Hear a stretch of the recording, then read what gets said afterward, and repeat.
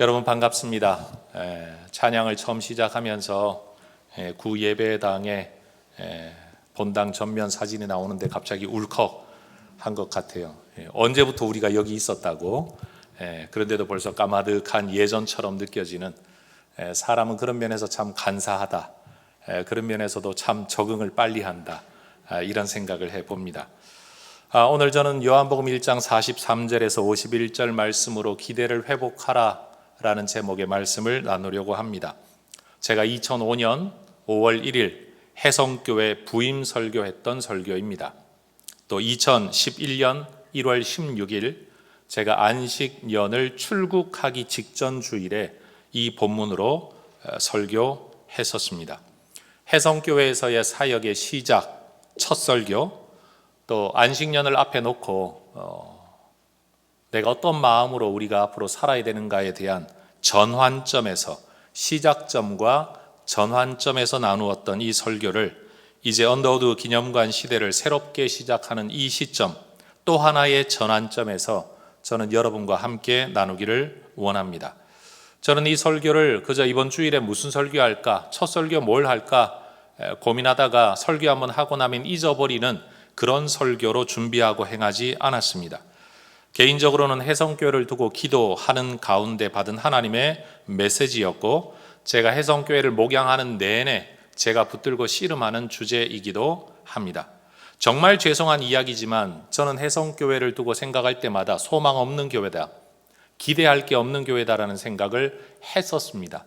교육전도사로 사역을 하면서 제가 경험했던 해성교회, 정말 바뀌기 힘든 교회, 변하기 힘든 교회, 이대로 가다가는 전통이나 이야기하고 옛날 이야기하다가 그렇게 사라져갈 교회 중에 하나라고 마음으로 여겼던 교회입니다. 여러분은 정말 듣기 싫어하시겠지만 제 속마음은 해성교회에 와서 목회하느니 개척하는 게 더 낫다. 그게 오히려 훨씬 더 기대가 할 만하고 미래가 있겠다라는 생각을 할 만큼 제 개인에게는 해성교회에 대한 기대가 없었습니다. 정말 죄송합니다. 제 마음이에요. 여러분이 그렇다는 게 아니라 제 마음이 그랬다는 거예요. 그런데 이런 교회에 내가 담임 목사로 부임을 하기로 결정을 했을 때에 하나님께서 주신 말씀, 메시지가 바로 이것이었습니다. 제가 볼 때는, 인간적으로 볼 때는 새로워지기 힘들고 개선되기 힘들고 개혁되어지기 힘들고 새로운 시대에 부응해서 함께 발을 맞추어 나아가기에는 너무 의식적으로 비대한, 그리고 뭔가 자기들 잘난 맛에만 빠져있는 그런 교회라는 저의 관념에 대해서 하나님께서는 말씀으로 일깨우셨습니다. 목회는 네가 하는 게 아니고 내가 하는 것이고, 네가 소망 없고 기대 없다고 말하는 그곳에서 내가 일하겠다. 바로 그 말씀 하나를 믿었기 때문에 저는 해성교회에 부임을 했고, 저의 첫 설교를 이 말씀으로 여러분과 나눈 겁니다. 여러분 속으로 한번 이런 대답 해보시면 좋겠습니다. 질문 드려보겠습니다. 제가 30대 중반의 나이에 이 해성교회 담임 목사로 부임할 때, 그때 그 자리에 계셨던 성도 여러분, 도대체 저와 교회에 대하여 어떤 기대를 하실 수 있었습니까? 제가 10년 전 안식년을 마치고 돌아온다라고 했을 때, 그때 여러분은 해성교회와 저의 사역에 대하여 어떤 기대를 하셨습니까? 그리고 이제 언더우드 기념관에서의 예배가 이제 막 시작된 이 시점에 여러분은 어떤 기대를 품고 계십니까?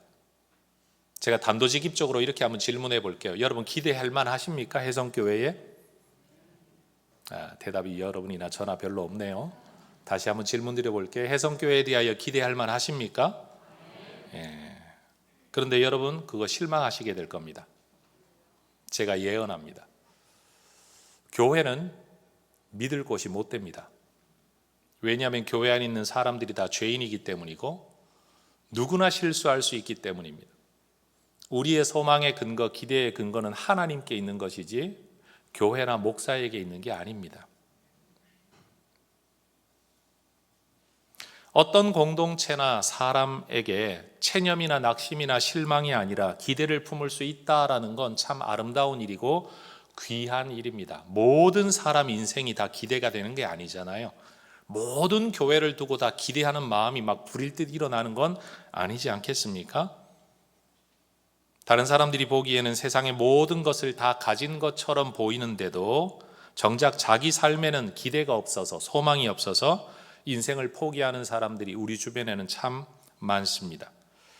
기대했다가 실망할 때처럼 고통스러운 일이 또 없습니다. 그래서 아예 희망 고문하지 마라 라는 표현 자체가 요즘 시대에 유행할 만큼 기대와 희망을 이야기하는 자체가 오히려 말하지 말라고 요구받는 시대를 우리는 살아가고 있습니다. 그러나 저는 다시 한번 이렇게 말하고 싶습니다. 손으로 붙잡을 소유가 없으면 우리의 삶은 참 힘겹지만 마음으로 붙잡을 기대가 없으면 삶은 공허해집니다. 의미는 어디서 찾느냐? 소유에서 찾는 게 아닙니다. 소망과 기대, 바로 그것 때문에 우리는 오늘을 인내하게 되는 것이고 때로는 희생도 할 수 있는 것, 그것은 바로 마음에서 나오는 일이죠. 오늘 본문 어느 날 빌립이라는 한 청년이 예수님을 만났습니다. 하나님의 선택받은 백성이라는 역사적 자부심을 가지고 있었지만 현실적으로는 로마의 속국이 되어버린 절망의 나라였습니다. 현실에서도 지도자들에게서도 종교인들에게서도 소망이 없고 기대를 품을 만한 그 무엇이 없었습니다. 그런 시대 속에서 빌립이라는 사람이 예수라는 이름의 한 허름한 나사렛 출신의 청년 목수를 만났을 때 그의 마음 속에는 자기도 알 수 없는, 이유를 설명할 수 없는 강렬한 꿈틀거림이 그에게 있었습니다. 논리적으로는 설명할 길이 없었습니다. 무엇인가가 빌립의 마음을 뜨겁게 만들었을 뿐입니다. 그것은 바로 예수님을 만나고 난 이후에 생겨난 뭐라고 설명할 수 없는 내적 확신이었습니다. 여러분, 인격적으로 예수를 만나게 되면 논리로 설명할 수 없는 가슴의 뜨거움과 기쁨이 있게 됩니다. 저는 이것이 여러분의 삶을 바꾸어 놓기를 주의 이름으로 축원합니다. 설득을 통해서 아닙니다. 배우면 그것도 아닙니다. 좋은 사람의 지도를 받으면 여러분 다 한계 있습니다. 결국 우리의 삶을 극적으로 전환시키는 힘은 예수님을 만났을 때 일어나는 영적 만남, 바로 그것이라고 저는 확신합니다. 예수를 만난 사람만큼 크게 변하는 사람이 있을까요?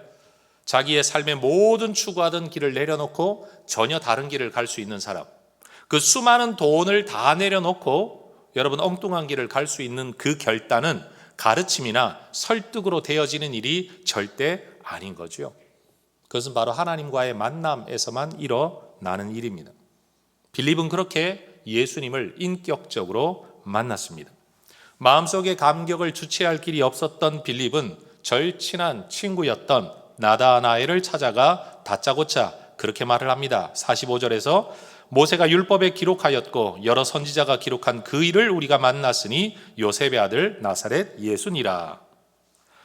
앞뒤 설명도 없는 이 말은 선언이었고 선포였습니다. 그런데 이 말을 하는 빌립은 한껏 들떠 있지만 이 말을 듣고 있는 나다나엘은 굉장히 차갑습니다. 평상심입니다. 합리적입니다. 이성적입니다. 계산적입니다.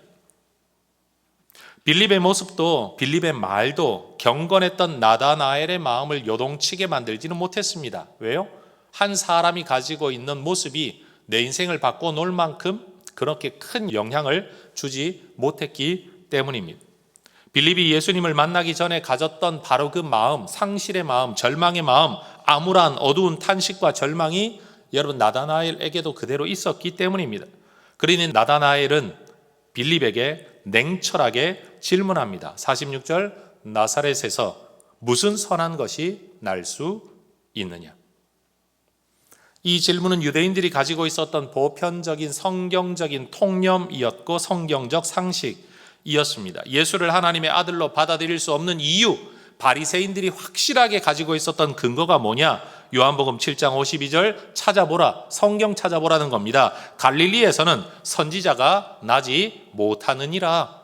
그들이 가지고 있었던 성경적 확신 속에서 갈릴리 땅, 특별히 그 안에 있는 나사렛 같은 곳에서 선지자 하나님의 사람이 나올 수 없다라는 성경적 확신을 그들이 가지고 있었기 때문에 그들은 나사렛의 예수라고 이야기하면 콧방귀부터 끼는 겁니다. 유대인들은 나사렛에서는 선지자가 나올 수 없다는 그 확신, 왕으로서의 메시아는 베들레헴이나 예루살렘 같은 큰 도시에서만 올 거라는 확신이 그들에게 있었다. 그것도 성경적 확신이 있었다는 겁니다. 그러니 나다나엘 역시 성경을 사랑하는 아주 경건한 사람으로서 바리새인들이 가지고 있었던 그 가르침과 의식을 그대로 가지고 있었기 때문에 소망이 없었던 거죠. 나다나엘의 완강하고 확고한 대답이 무엇을 의미하는지 빌립도 너무나도 잘 알고 있었습니다. 그래서 그는 설득하려고 하지 않습니다. 다만 이렇게 말합니다. 따라해 보십시다. 와서 보라. 한 번 더요. 와서 보라. Come and see. 와서 네가 봐라. 내가 뭐라고 설명할 길은 없지만 네가 직접 가서 만나보고 결정해라. 네 말 나도 안다. 너의 성경적 확신 나도 가지고 있었다. 나도 그렇게 생각했었다. 그런데 내가 예수를 만나고 나니 달라졌는데 그걸 내가 너한테 설명할 길이 없다. 풀어서 말할 길이 없다. 네가 직접 가서 만나보면 좋겠다. 그런데 그렇게 억지로 친구 손에 이끌려 예수님을 만난 후 나다나엘의 입에서 나사렛에서 무슨 선한 것이 날 수 있겠느냐라고 말했던 그의 입에서 49절에 이런 대답이 나옵니다. 랍비여, 당신은 하나님의 아들이시요 당신은 이스라엘의 임금이로소이다. 이스라엘의 임금, 왕으로 오신 메시아 그리스도라고 그가 직접 자기 입으로 고백을 한 겁니다. 질문해 볼게요. 여러분, 빌립이 나다나엘을 설득했습니까? 논리적으로 싸워서 이긴 겁니까? 아니면 돈으로 매수라도 한 겁니까? 아닙니다. 아무것도 그가 할 수 있는 게 없어서 나는 그분을 만나고 난 뒤에 나는 이런 확신이 들었지만 이 확신을 내가 너한테 설명할 길은 없다. 대신 네가 그분을 한번 만나보면 좋겠다. 그런데 만났더니 바로 그의 입에서 이런 고백이 나오는 겁니다. 여러분, 나사렛에서 선지자는 나올 수 없었을런지는 몰라도 하나님의 아들 메시아 이스라엘의 임금이 나왔습니다. 이것이 하나님께서 하시는 일입니다. 내가 생각할 때는 절대 새로워질 수 없는 교회, 내가 생각할 때는 절대 기대할 것이 없는 사람이라고 확신하고 있었습니다. 그냥 아무것도 모르는 어린아이가 가지는 그런 게 아니라 너무 많은 사람을 겪어보고 너무 많은 교회를 겪어보고 너무 오랜 시간 사역을 해본 경험, 그 속에서 소망할 게 없다라고 했던 그곳에서 우리 하나님께서 일하고 계신 것, 저는 그것이 바로 해성교회라고 믿습니다. 요즘 세상은 이렇게 말합니다. 교회에서 무슨 선한 것이 날 수 있느냐. 아마 요즘 세상이 교회를 두고 하는 말이 이 말이겠죠. 야, 교회에서 무슨 선한 것이 날 수 있느냐. 아마 더 나아가면 이런 말 하겠죠. 야, 목사 중에 사람 같은 놈을 내가 만나본 적이 없다. 제가 직접 들은 이야기입니다. 얼마나 많이 실망하고 낙심했으면 그런 말을 하겠습니까? 그런데 여러분, 그런 분들이 있다는 것도 현실이고 그분이 경험한 것이 사실이라고 할지라도 그럼에도 불구하고 이것도 사실이고 현실입니다. 교회만이 하나님께로부터 복음 전파의 사명을 위임받은 유일한 공동체라는 사실. 그리고 목사들만이 이 성경을 성도들에게 가르치도록 헌신을 요구받고 헌신하여 신학훈련을 받고 여전히 그 일을 위해 자기 인생을 내어드려 지금도 그 일을 하고 있는 사람들이다 라는 것은 분명한 현실입니다. 예수님께서 변화산에서 내려오실 때 간질병 걸린 아들을 고쳐달라고 제자들에게 부탁했던 한 아버지가 있었습니다. 그런데 제자들에게 고쳐달라고 했더니만 고치지를 못하는 겁니다. 그래서 실망을 했습니다. 변화산에서 내려온 예수님 앞에 와서 고쳐달라고 이야기하면서도 뭘 하실 수 있거든 좀 해보시죠 라고 이미 마음에서 실망하고 한 자락 깔고 덮어놓고 할 수 있으면 다행이고 없어도 그만입니다. 나는 이미 기대가 다 꺾여져 버렸습니다 라고 말을 했습니다. 실패한 제자들 때문에, 무기력한 제자들 때문에 믿음 없고 능력 없는 제자들 때문에 이 사람은 실망했습니다. 기대를 상실한 겁니다. 오늘날도 똑같죠. 교회 때문에 사람들은 낙심합니다. 목사 때문에 실망합니다. 교회 좀 다닌다라고 말하는 장로들하고 사업을 좀 해봤더니만 이런 사기꾼도 또 없습니다. 그러니 여러분, 이 모양 저 모양으로 예수 믿는다라고 말을 하면 참 요즘은 동네 북이 되어버린 세상이 되었습니다. 그러나 예수님은 그 아버지에게 그렇게 말씀하셨죠. 제자들 때문에 낙심하고 어떤 이유 때문에 낙심을 하더라도 하나님에 대한 기대와 소망은 잊어버리면 안 된다. 할 수 있거든이 무슨 말이냐? 우리 하나님께서 우리에게 들려주시는 말씀입니다. 우리 하나님이 듣기 싫어하는 말씀 중에 하나가 바로 그겁니다. 할 수 있거든 해봐라. 그런 말 하나님은 듣기 싫어하시는 겁니다. 그 예수님께 매어 달려 그러면 고쳐주십시오 라고 했던 그 아버지는 결국 예수님의 치유하심을 통해 건강한 아들을 돌려받을 수 있었습니다. 자, 따라하십시다. 믿음을 심어야 합니다. 기대를 놓치지 않아야 합니다. 소망을 붙들어야 합니다. 그래야 기적을 볼 수 있습니다. 우리는 사람이 신앙의 대상이 아니라는 걸 너무 잘 압니다. 또 사람이 신앙의 근거가 아니라는 것도 압니다. 그런데도 사람에 대한 실망 때문에 하나님에 대한 신앙과 기대마저 포기하는 경우가 너무나도 많습니다. 제가 상담을 공부한 사람으로서 보면 여러분, 우리 자녀들이 결혼을 하겠다라는 마음을 품는 자녀들은 대부분 부모님들의 결혼 생활이 건강한 경우가 많습니다. 또 반대로 너무 힘들어서 나를 지켜줄 누군가를 위하여 결혼을 꿈꾸는 사람이 물론 있기도 합니다. 그런데 부모의 결혼이 건강하지 않으면 대부분 이성상이 왜곡됩니다. 그리고 결혼에 대한 어떤 동경이 아예 없습니다. 이성에 대한 기대도 없고 결혼에 대한 기대도 없어지는 겁니다. 왜요? 내가 경험한 게 현실이니까, 사실이니까. 그런데 우리가 알아야 될 게 있죠. 내가 경험한 게 모든 것은 아니라는 것이죠. 건강한 남성과 여성을 경험하고 건강한 결혼관계를 경험했다면 아마 그는 훨씬 더 인격적으로 프렌들리한, 친밀한 이성상을 가졌을 겁니다. 그런데 내 경험이 내 모든 견해를, 너무나도 확고한 견해를 가지게 만들죠. 교회를 아예 가보지 않은 사람들은요, 교회에 대하여 중립적입니다. 왜? 내가 경험한 게 없으니까, 내가 모르니까.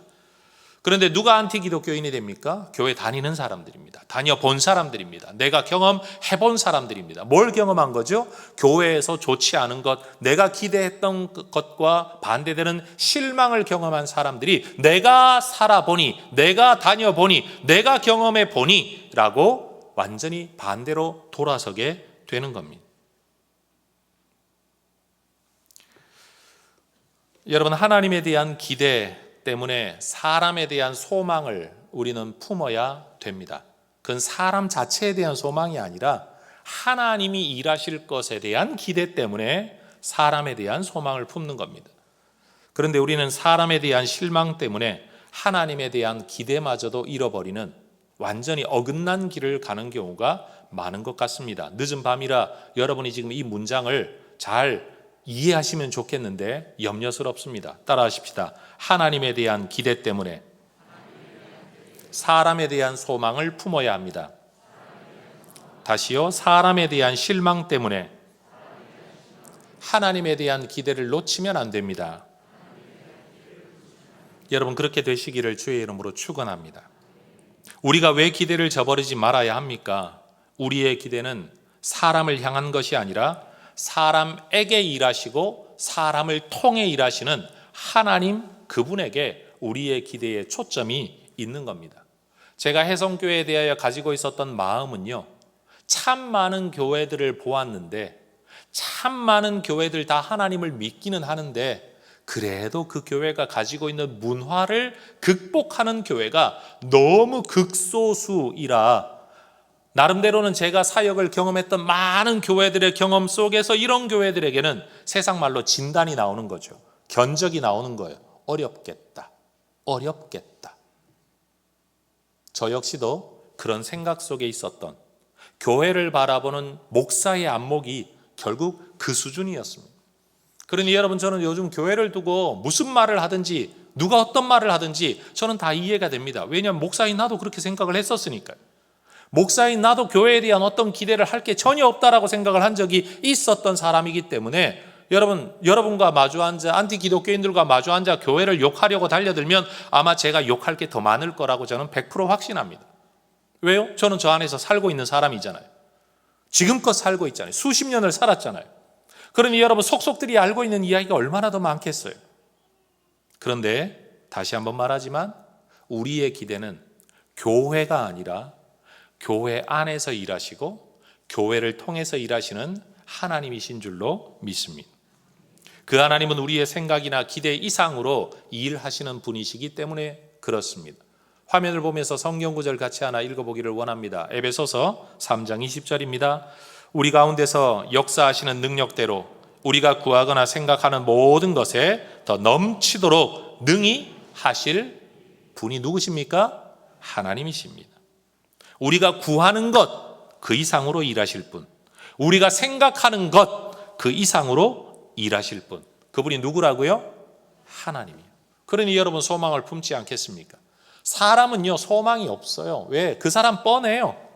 여러분 우리 교회처럼 70몇 년, 올해도 이제 해가 넘어가면 74년째 아닙니까? 여러분 73년, 4년 된 교회의 신앙생활 오래 한 분들은 40년, 50년을 같이 살고 있습니다. 그 사람 다 압니다. 어떻게 살아왔는지 다 알아요. 성격 다 알아요.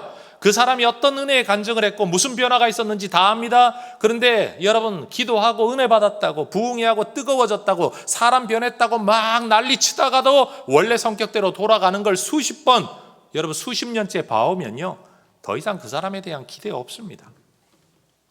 여러분 죄송하지만 부부 사이에 무슨 기대가 있습니까?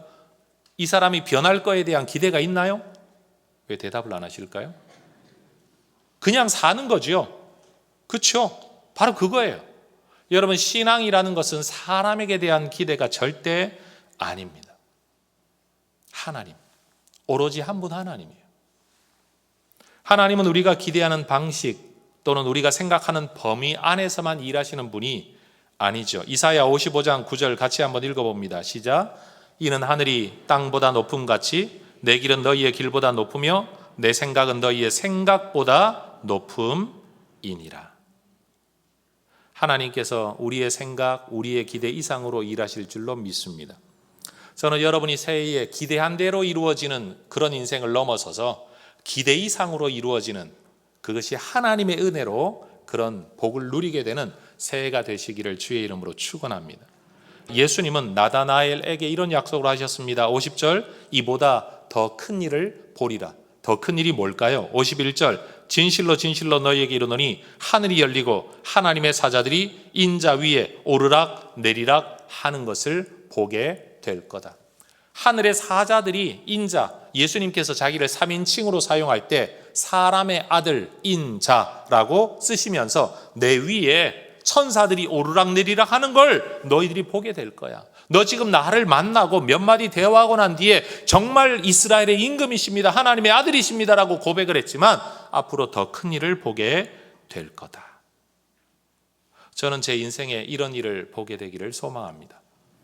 저도 개인적으로 나이가 들어가다가 보니까 젊을 때가 좋구나라는 생각을 저도 이제 비로소 하게 됩니다. 저도 예전 같지 않더라고요. 그런데도 제가 소망을 가지는 것 하나는 내 육신은 늙어가겠지만 내가 하나님을 경험한 건 과거로 돌아갈 수는 없는 것이고 여전히 하나님을 경험하는 건 미래에 있을 일인데 새로운 하나님에 대한 경험, 그 소망 때문에 나이 들어감도 소망이 될 수 있는 줄로 믿습니다. 여러분 내가 인생으로 살아가는 삶의 형편은 달라질 수 있고 어려워질 수 있지만 우리 하나님의 일하심은 어디에서 어떻게 만나게 될는지 알지 못하는 거죠. 하나님의 생각은 우리 생각보다 높기 때문입니다. 새해에는 이런 삶을 살아가는 성도 여러분 되시기를 주의 이름으로 축원합니다. 여러분 우리 하나님 앞에 소망을 품고 하나님에 대한 소망을 품고 인생 살아가시게 되기를 축복합니다. 기도합니다.